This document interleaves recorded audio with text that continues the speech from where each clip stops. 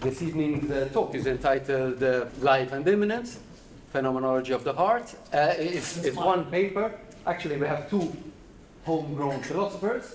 Both Niki and Robert are graduates from the department.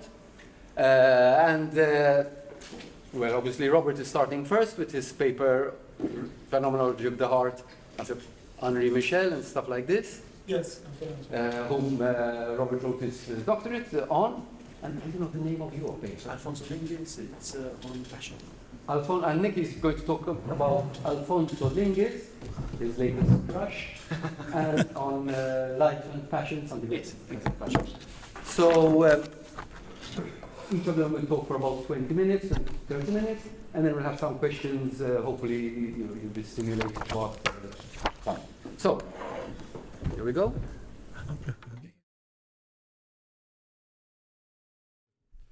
Okay, so yes, first of all, thank you for being here, and thanks for the Department of Philosophy for organizing this. I'm happy to do this again. Actually, with Niki, after last year, we collaborated on a team on related with Levinas. I'd like to start off with a bit of an introduction, which I'll start to unpack my ideas, and eventually we'll be obviously using the PowerPoints to substantiate what I'll be saying here. So, recent research has shown that the heartbeat plays a role in shaping perception and cognition. The distinct phases of the heartbeat exert different effects on the brain's processing of external and emotional stimuli, which show the connection between the two. However, we typically consider the brain to be the center of who we are and what we do, and typically understood as the ruler of our senses, master of our movements, generator of thought, and keeper of memory. But the brain is also rooted in the body, and the connection between the two goes both ways. If certain internal receptors indicate hunger, for instance, we're driven to eat. If they indicate cold, we dress more warmly. However, decades of research have shown that those sensations do much more than alert the brain to the body's immediate concerns and needs. As the heart, lungs, gut, and other organs transmit information to the brain, they affect how we perceive and interact with our environment in surprisingly profound ways. Recent studies on the heart, in particular, have given scientists new insights into the role of the body's most basic processes in defining our world experience. Now, the matter of the heart is gaining notable prominence in contemporary philosophical discussions as well. In the Western intellectual tradition, the heart has come to the fore in retrieving the emotional center of our lives, its significance in interpersonal and interspecies frameworks, and its evidential cognitive dimension. This dimension has been excluded in the dualism of rationality and sensibility. In this dualism, evidence and knowledge had been restrictively assigned to rationality. At the same time, the heart, with the emotions and the entire affective life, had been relegated to sensibility, where the latter achieves its meaning justification only by being restrained to a rational custodian. To this end, I believe that we must rethink certain modern prejudices, including our understanding of subjectivity. A person is not merely a subject standing over and against objects. To speak generally of the center of who we are and what we do, it is paramount to turn towards the heart as a person's innermost dimension, the seat of emotions, thought, and will. The nature of the relationship between nous and kardia, the Greek words over mind and heart, show that the heart is not without reason, but has its reasoning and ways of perceiving. This entails reframing our way of being in the world, among things, and with other persons. In light of this, the heart represents the physical and metaphysical center of being. In this sense, the heart is both literal and metaphorical nexus for life. Specifically in my talk today, the heart here entails the individual's interior space, which undergoes the affective act of being drawn inwardly and as a result expands and grows through this intensive movement. As a growth of the self, this interior movement entails an ever more significant increase in the intensity of self-experience. In turn, this interior movement enables us to live in a certain way. This is so since action and affectivity are interlinked as an original relationship prior to exteriority and objectivity. This also necessitates an intimate communion between human and divine affectivity.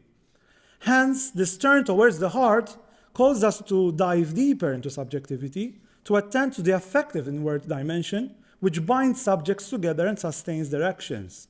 From this standpoint, it can be claimed that it's precisely because we are always already inwardly together that we can speak meaningfully of individuality and community. In turn, this awareness brings about the possibility of recovering our condition as being essentially an invisible family prior to all exterior images and social agreements. It is precisely the disappearance of this invisible characteristic of existence, which often remains unacknowledged, that must be critically questioned to inquire into and expose the misrepresentation of a genuine understanding of actions and relationships that give meaning to our lives. Now, to speak meaningfully on all this, I believe it is vital to take the issue of immanence seriously and come to terms with it by starting our investigation from this sphere. My task here is centered on initially disentangling immanence from transcendence, which is meant to preserve both as distinct and unconfused, and not to collapse or flatten one into the other. This would entail investigating immanence as a relationship of the living to life, and as itself allowing the possibility of access to infinity. Okay, so I'd like to start by saying something about the word immanence itself. Etymologically, a word you'll hear quite often this evening because I get to be quite into etymology. Immanence is rooted in the Latin word immanens, which is the present particle of immanere, which reminds us of the Italian word rimanere, meaning to dwell, to remain in, but also highlighting philosophically this interior dimension of being. Interestingly as well, in the Hebrew, preposition im means with, and the nu part in imanu comes from the common prominent suffix which means us, hence the term we use, Emmanuel. And here we have already the key terms, dwelling, inwardness, and being with. Now, the issue of immanence has puzzled many philosophers across the centuries, as we know, often leading to this issue of the solus ipse. The question being, obviously, am I a solitary self, if I dwell in myself, giving rise to the infamous problem of solipsism, as we know. And obviously, it's impossible not to connect this problem with the founder of modernity, at least as typically understood, Descartes. And to this question of inwardness, Descartes in his Meditations argues that I am not merely present to my body in the way a sailor is present in a ship. Although he claims to be originally a thinking thing, he still feels his bodily sensations, such as hunger and pain, differently than the sailor would feel when a part of his ship is broken. Yet, inner experience and outer reality remain epistemologically disconnected and irreconcilable in this Cartesian sense. Descartes' rational project is ultimately following in the footsteps of his contemporary scientific revolution, whereby mathematics is understood as the epistemological foundation for our knowledge of the world. This modern turn brings about an ontological crisis about the nature of reality and being human. What we're left with is a philosophical fracture between knowledge and existence. Transcendental philosophy aims directly at that break, to investigate the conditions that make knowledge of the existence of things possible. Ultimately, the historical importance of Cartesian dualism stems from the fact that it opened a horizon within which solutions to the problem of the relation between mind and body began to multiply for the reason that such a problem had then become insoluble. And as we know, Descartes is the philosopher we philosophers love to hate, but also hate to love. And one of this love-hate relationships, I would say more on the love side of things, is Husserl, as we know, with his project of Phenomenology in the 20th century. Husserl precisely saw himself exploring and retrieving this interior dimension to both fulfill and revise the Cartesian project and the ancient Greek oracle, which is made explicit in the resolving remark at the end of his 1929 Sorbonne lectures on Descartes' Meditations. And the final line, literally just his closing statement before, I suppose, leaving, is a quote from Augustine, which we find here is in Latin, but the translation would be, do not go outside, come back or return into yourself. Truth dwells in the inner man, the interior homine habitat veritas. Now, this pretty much echoes the Neoplatonic maxim, go back into yourself and look, which is found in Plotinus, for example. Or in Jung, where he speaks about in letter, who looks outside dreams, who looks inside awakes. Husserl highlighting the view that the philosopher's true mission is to satisfy an inner yearning and longing for the search for that which is behind the sensory world of experience. His phenological investigation precisely lies in exploring this first personal mode of existence, of givenness, which in turn opens the space of our interiority by problematizing exteriority. Now, I'd like to pick up on this final part, specifically the words in red. The interior homine habitas veritas, the truth dwells in the inner man, which Husserl borrowed from Augustine. And picking up from there, I want to share with you a detail from the old oil painting titled What is Truth, produced by Russian painter Nikolai Nikolaevich. This is just a zoomed in part. There's the full length, or the full body appears in the picture, both bodies. And this, the theme of this painting is inspired, as we know, from the 18th chapter of John's Gospel. But what is of interest to me here is in this chapter, interestingly, and indeed not by coincidence, the answer to this perennial question is already given before the question is asked. And that answer given before the question is, I quote here, that I may bear witness unto the truth, everyone that is of the truth heareth my voice. And I believe this intentional reversal of the question with the answer highlights this pre-reflective, pre-rational, and pre-theoretical life. However, this escapes completely this Roman governor of the first century, so much so that one notes also the linguistic incongruity here. For the proper, the correct question that would be appropriate to the answer would have to be not a what, but a who. That is, who is the truth? This would show that the question, what is truth, is itself inadequate, as it typically reduces truth to objectivity and exteriority. That is a what. Now, obviously, it would be impossible not to mention the guru of subjectivity here, Kierkegaard. This turn towards subjectivity is in fact epitomized in Kierkegaard's famous claim, which most of us have heard or read before. Still, perhaps it's wise to read the whole sentence around this claim, which goes as follows: the inwardness of sin as anxiety in the existing individuality is the greatest possible and most painful distance from the truth, when truth is subjectivity.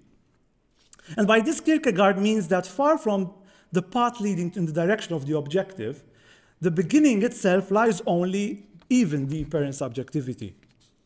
It is precisely this depth that I am here interested in. Therefore, in a Kierkegaardian sense, one cannot discover the truth without becoming intimately involved in that truth.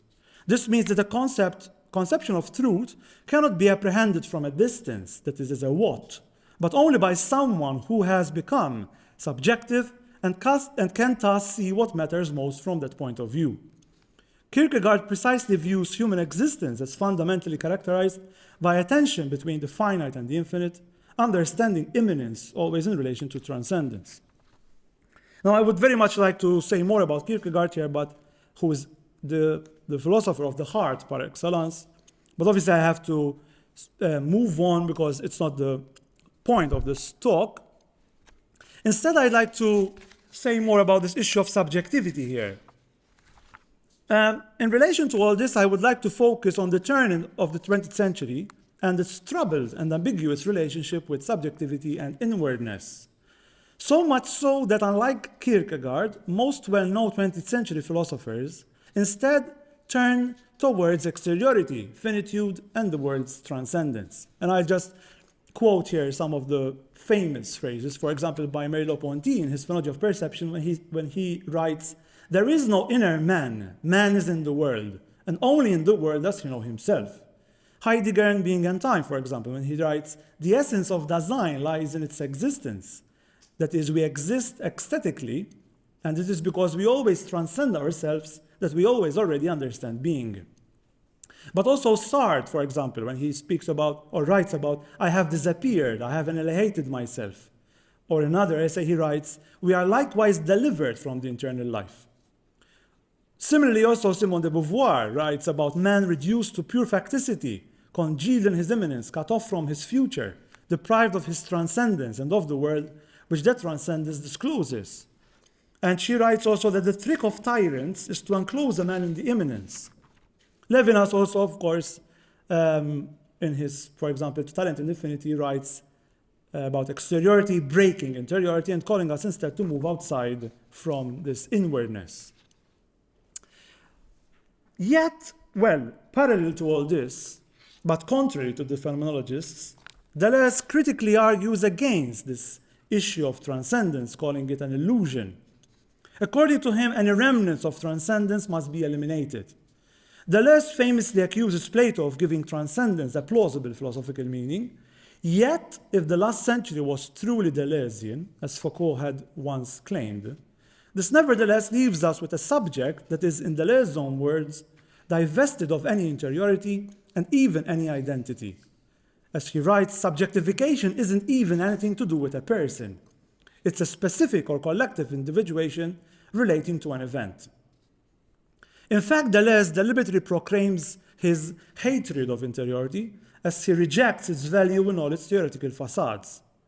To this end, for Deleuze, immanence is not equated to interiority or subjectivity, let alone the heart, so much so that Deleuze seeks to understand life without a recourse to a self, subject, or personal identity. And in relation to all this, one cannot but wonder whether, after all, both ends of the spectrum, philosophers of transcendence and immanence here in the 20th century, seem to cooperate in a joint unified project against interiority, inwardness, and subjectivity.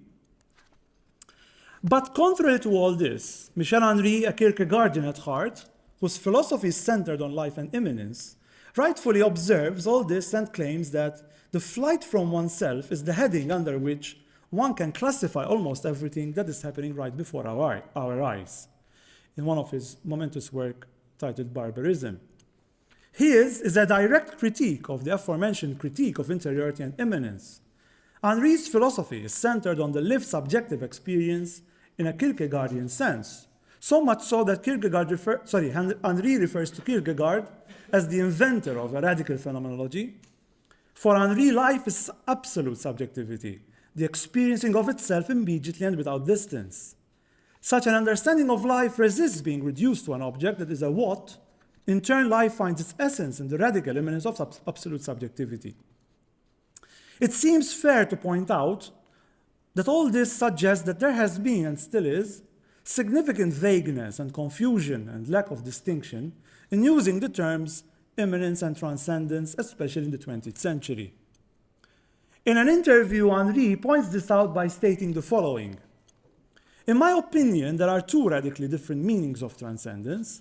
First of all, the transcendence of the phenomenologists, which simply refers to the fact that my consciousness directly reaches a thing. Transcendence in Husserl's sense means that intentional consciousness transcends itself towards an object, including the humblest, which it reaches immediately without passing through a representation. It reaches the thing itself, and this object is said to be transcendent. Transcendence has the most trivial meaning here.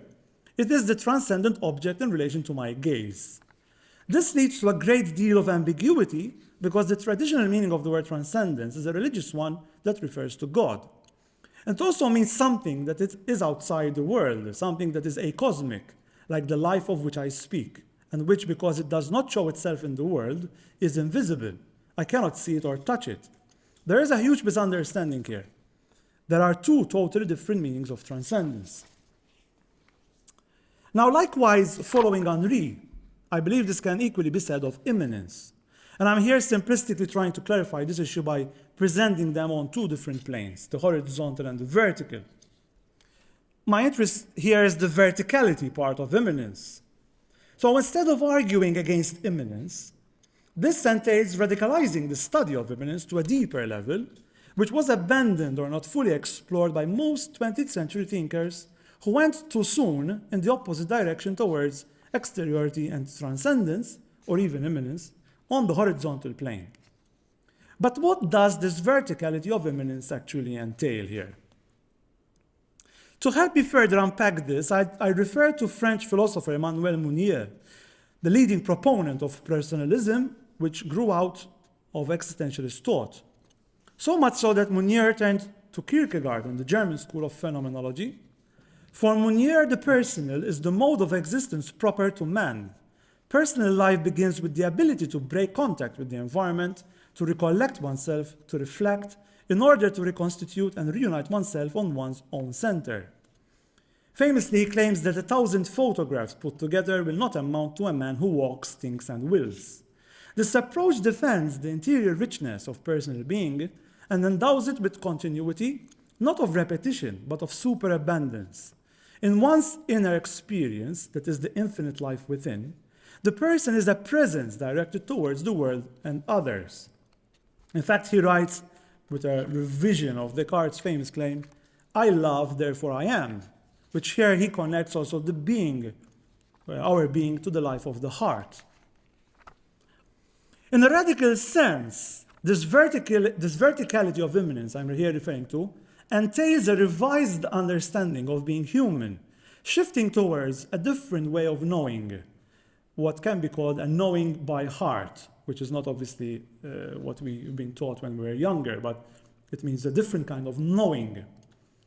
And the image I chose there is actually a painting by the Renaissance artist Frangelico, portraying St. Augustine's conversion there. In line with what is being shown here, this self-transformation entails a shift from the horizontal to the vertical without losing the former. Similarly, Hildebrand, who was also a personalist philosopher and a phenomenologist, who studied with Husserl and followed his refutation of modern skepticism and his convincing alternative, which proposed that human beings can attain absolute certainty, claims that what is needed is a melting of one's hard-heartedness or stupidity, a surrender in the face of great and noble things, which call for tears. In turn, this brings about what Edith Stein calls an inward expansion of the heart, whereby expansion here must be read as spreading out in all directions, that is both horizontal and vertical, and not merely on one single plane. Hence, this expansion must also be understood as moving towards the other, who is always already immanent with me, hence dwelling within me. In turn, this inward space brings about the possibility of recovering our condition as being essentially an invisible family. This verticality of immanence allows us to make sense of what we mean by a heart speaks unto heart, the cor a cor locutur, which goes against the notion of the heart that is curved or caved in on itself, the cor curvum in se, which remains a one-dimensional heart. Now, to this end, all this should lead us to a deeper understanding of community centered around compassion. Etymologically, compassion entails two parts, com, with, and patir, to suffer in French. In the sense I mean by an immanent community as a suffering with community, whereby suffering becomes co-suffering. Suffering in its etymological sense as well is also composed of two parts, sub, from below, and fere, to bear, endure, and hence to undergo, be subject to, and be affected by. In turn, this emphasis on undergoing as suffering is meant to call the aforementioned self-expansion as a movement of growth. This continuous movement of growth arises from the need for life to increase itself constantly, to increase its capacity to feel, the level of its action, and the intensity of its love. The suffering of subjectivity must be understood as a descent in one's own being in order to allow for this affective communion. This entails that the more we as living beings are drawn inward through suffering, which involves an insisted movement of affective tonalities, the more we are transformed in life in its immediate experience of radical immanence. Yet, as a consequence of our age, of what Henri uses the terms omniscient science and omnipotent technology, we become lonely individuals foreign to any concrete community because for lack of a spiritual bond, no community of this kind exists anymore. This means that a community confined to the horizontal plane ends up excluding the essence of the community itself, which is its affective layer.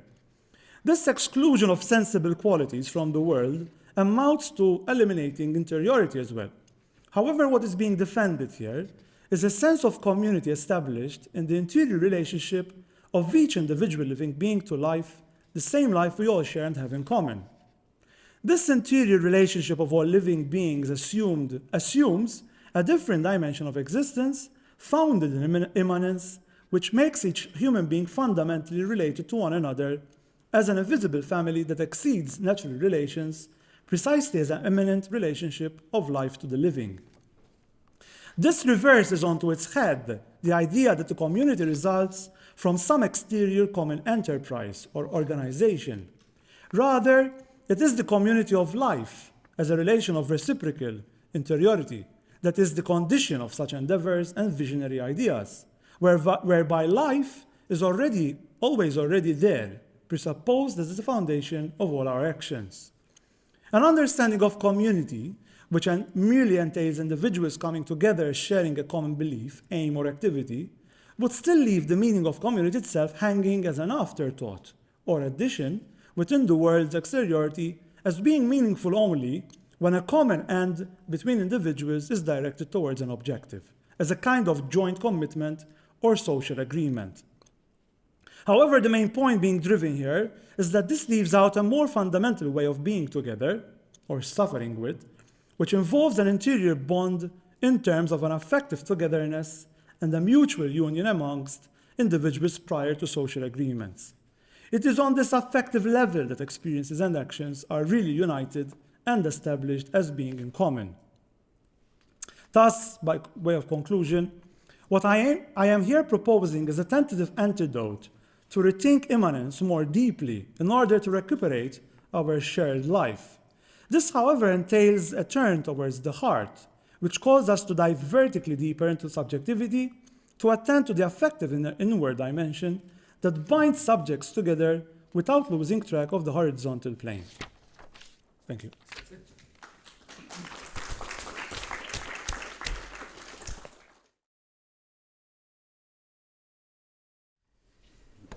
Good evening. Thank you for joining us. I've noticed that Robert and I have almost matching outfits. This was purely coincidental, I promise you. But actually, quite serendipitously as well, there are a number of common themes which we've discussed loosely before when we were planning this talk. But as often happens with Robert and I, our work conspires and we usually meet somewhere in the middle later on. So as Claude said in the beginning, I will be discussing life and immanence. Right, basically the subtitle is on sensation and passionate states in the work of Alphonso Lingis. Now, Alphonso Lingis is a relatively little known philosopher, actually. Well, funnily enough, he's both famous and not well known at all. He's famous insofar as he translated basically Levinas's work, meaning that he's extremely well known as a translator. But funnily enough, he also has 17 published books, which are not as well cited as his translations. And kind of these days, as Claude said, Lingis is my latest crush. So I obsessively read his work and wrote extensively about him. So what interests me about Lingis is his relation to phenomenology. I mean, as I said, he was a translator of Levinas originally. This is what his work was about. It's basically a lot of analyses of phenomenology. But eventually, he kind of moves away from phenomenology. So in the works after 1994, his works become more original and less exegetical. Harman describes his work as having something in common with Alphonso Lingis. In fact, he says that both of us agree that, as in both Harman and him and Lingis, that phenomenology is something to cherish, then vigorously critique, and then leave behind for something else. And this is exactly what Alphonso Lingis does. He creates this very strange merger. So he begins from phenomenology, but then marries this phenomenology with a realist sensitivity, where the self, well, if one can say this, that where the person is always found to stand in the midst of things, right, in community with other beings, which are not necessarily human. They could also be inanimate, as we shall see. So here I'm going to discuss specifically this contrast that Lingis draws between everyday states of sensation and discontinuous states of passion. So basically he's talking about, well, there are three states, but these are two of them. The former is described in terms of continuity and flow. I'll explain what this means very, very soon. Whereas a passion is a kind of rupture in the fabric of everyday existence. It's discontinuity, so something suddenly happens that would rupture the flow of everyday life. Lingis, well, in a sense, is against transcendence, at least when it comes to an understanding of what it means to be alive.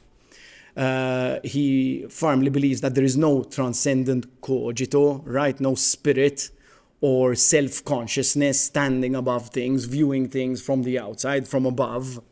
Humans are always fundamentally embodied beings. We exist in the midst of things necessarily, and we are constantly in contact with the substance of things, with existence. So, as Lingis says, he says our existence is sensitive, and our sensibility moves with the movement of existence. Now here he's using sensibility. This word is a loaded term in the history of philosophy because Kant uses it to describe something that is somewhat passive. Well, Lingis will reject this. He will say that sensitivity is in some sense, sensibility is in some sense always active. Now, funnily enough, we tend to think of ourselves when we introspect. We tend to think of ourselves as kind of like these self-conscious beings who are constantly aware that we are who we are. I am myself. But Lingis says that this is actually not a constant state. It is in actual fact relatively rare compared to our usual state of affairs.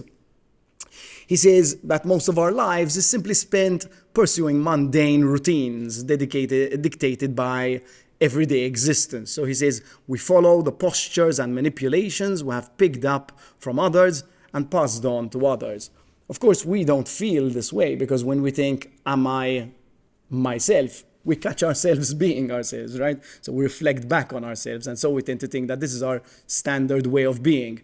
But in actual fact, most of the time, if you notice, we simply do what one does, and we follow the movements we've picked up from others, etc.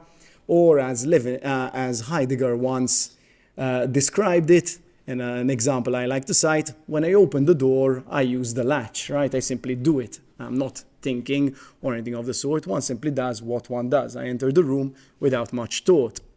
And anyone who has been teaching for a long time will also notice that generally you sit at the same spot, etc., etc., etc.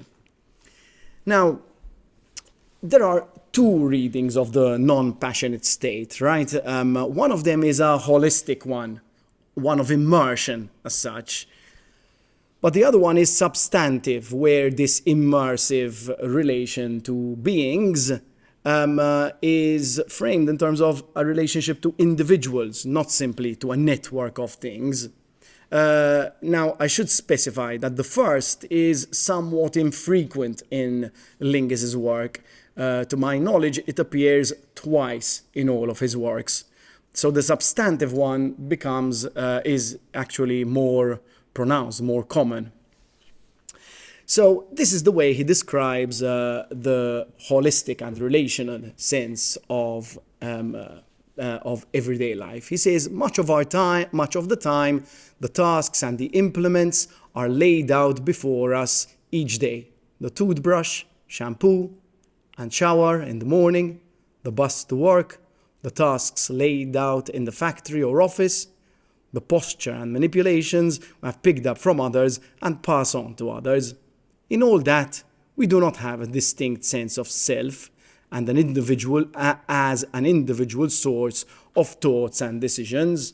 Anyone who's familiar with Heidegger might notice that this relates to Heidegger, right? Who famously described our relationship, our being in the world, as very much an interrelated, related to implements. These implements are related to one another in terms of what he calls the in order to, and ultimately in terms of our particular goals, the for the sake of which he calls it.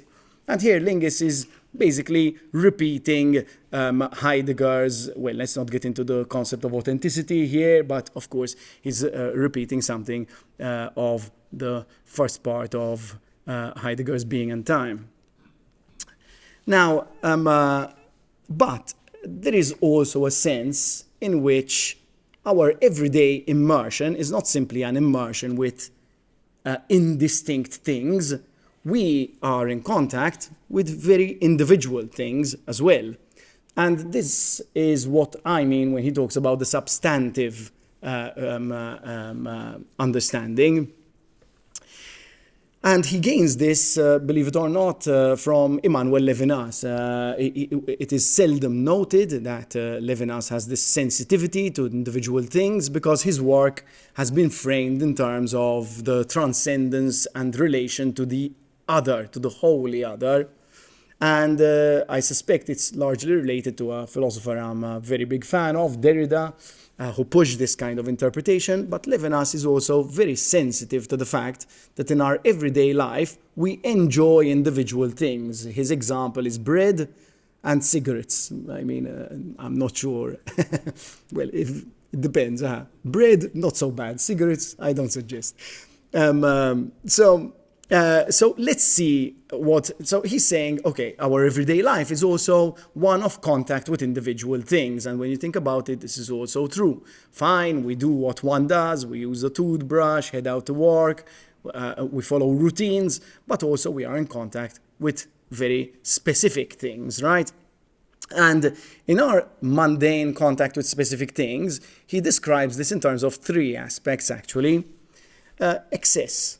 Here he says, entities exceed concepts that measure their appropriateness to our projects. Now here, anyone sensitive to the history of phenomenology will know that, Lingis is taking a kind of dig at Heidegger, right? Who kind of thinks of our relationship to things as defined in terms of use.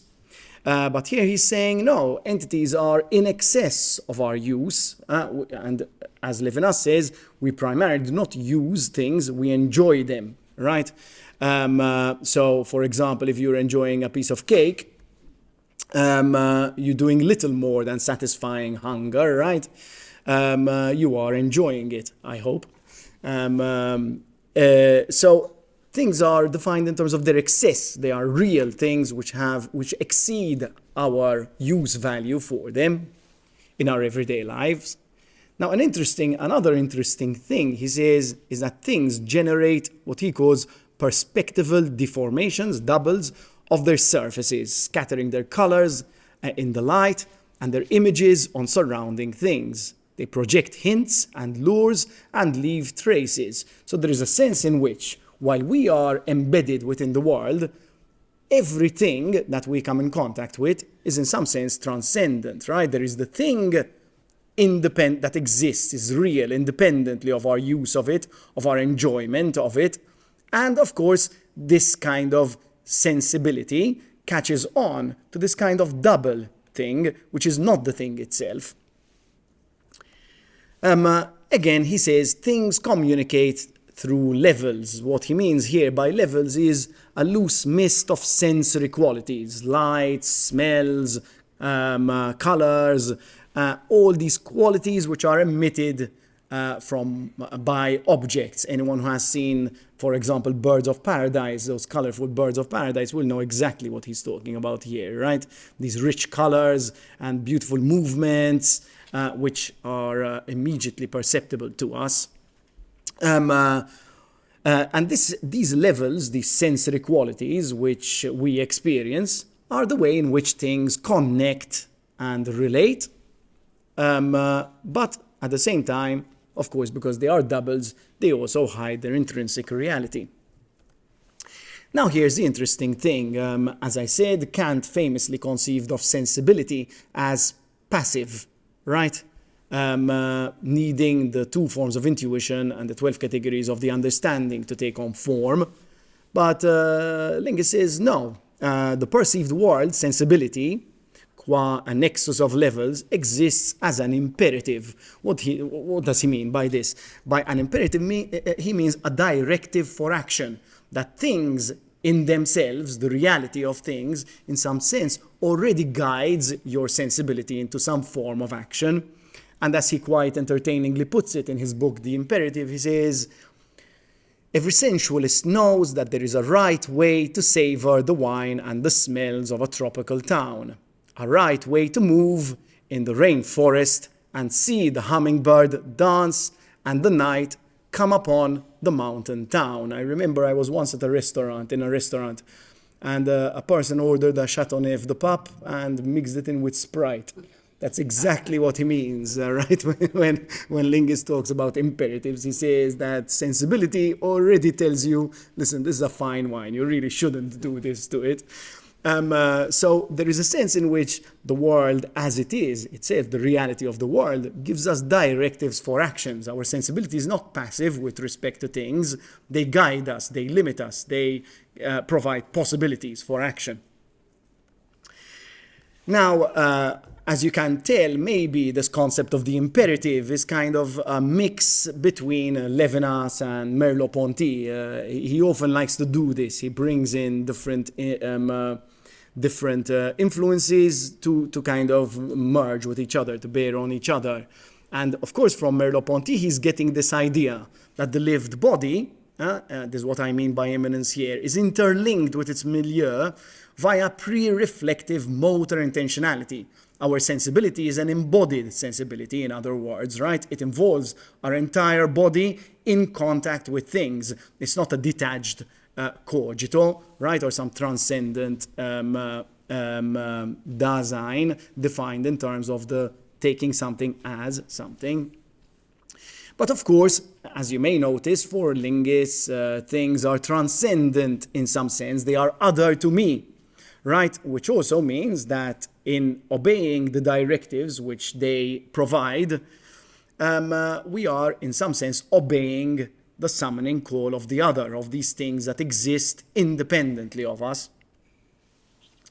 Now, okay, we've seen what sensibility here means, and we see that it's a mundane state of affairs where the self is simply in contact with the reality of the world, albeit a mediated form of contact, of course. Now, but what about passion? So passion is, in some sense, it has sensibility as its condition of possibility. So there's no passion without sensibility. But at the same time, it is a rupture with sensibility. It's a break. So what do I mean by this? He says this. So Lingis says, examples of passions are wonder, astonishment, joy, fear, anger, love, terror, jealousy, grief, and lust. All these he provides as examples of passionate states. Sure enough, passionate states kind of bring forward emotions. So there are emotions that are suffered because of these passionate states, but passions aren't emotions as such. The difference is primarily this. An emotion is something that is suffered for Lingis, whereas a passion, as we shall see very soon, is something that is active and excessive. So now we might ask, what is, how can we define the passionate state? And I am a fan of making lists, of listing features. speaking of sensibility and everydayness, I picked it up from my supervisor. And he basically lists six qualities, or rather, I've identified 6 properties of the passionate states. So he says, first, that the passionate state is responsible for the self. As I've said already, for Lingis, there is no self in the sense of a detached, self-aware I. The self comes about, he says, it arises in passion. It takes form in it. So passion produces the self, namely the sense of being a unified and isolated being. And probably an example would work best here. So in my everyday life, I am doing what I do. I am in contact with everything and everyone else. But let's say I am walking down the street and I am suddenly struck by a particularly unjust action.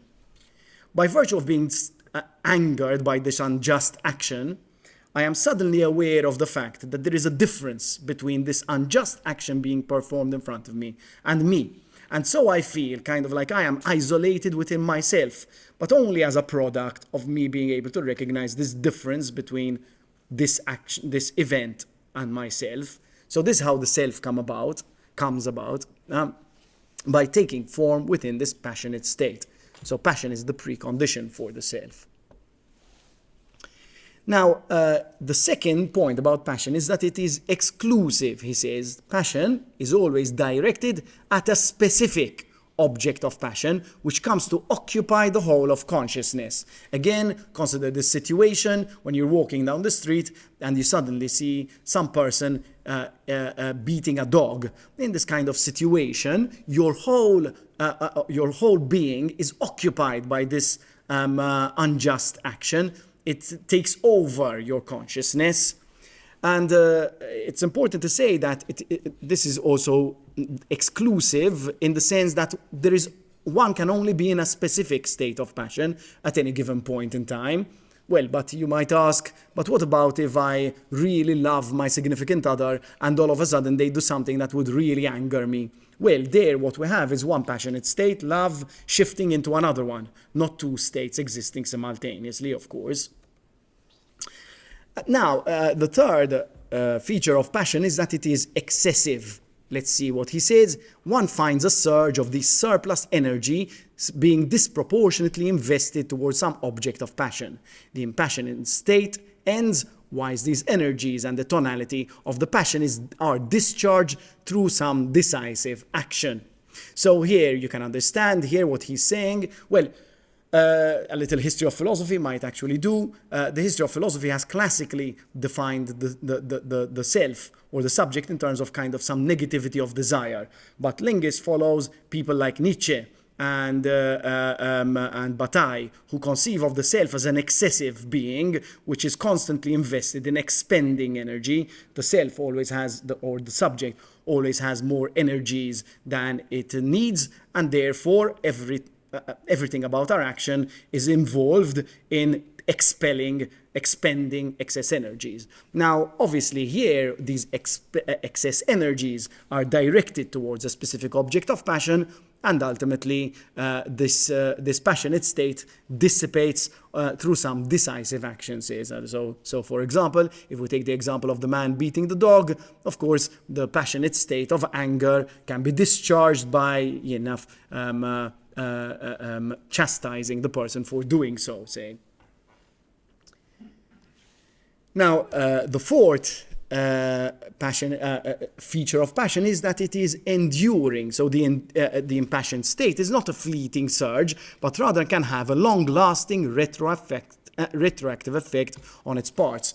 This is fairly easy to understand. If 2 people are in a relationship and they suddenly fall out of love, it's not like the relationship suddenly never existed. The connection, the previous passionate state, in some sense still lingers on in the background of the people, in spite of the fact that the relationship has now ended. Now, he also says that the passionate state alters space and time, right? When you are in a state of passion, anger or love, or erotic passion even, and a subject, an example he often brings up, time seems to move at its own space. So the very fabric of time alters, and hours might feel like seconds, etc., etc., etc. And also, of course, given that the passionate state is responsible for the coming into being of the self, it also alters space, because suddenly there is this pronounced difference, this space between myself and the object of passion. Finally, even though passions are responsible for the self, Lingis reminds us that we are not some detached cogito. Again, our being is shared, and therefore so are our passionate states. So as he amusingly put it, it would be rather strange to laugh or weep alone, even though anyone who has suffered through one of my series of bad jokes would understand that I often laugh alone, sadly. So basically what Lingis is, this is the point, right, being made here, that Lingis is drawing this distinction between the impassioned self and the everyday existence of the sensible subject. And he says that the two are, in some sense, distinct insofar as one is defined in terms of continuity and the other one in terms of rupture.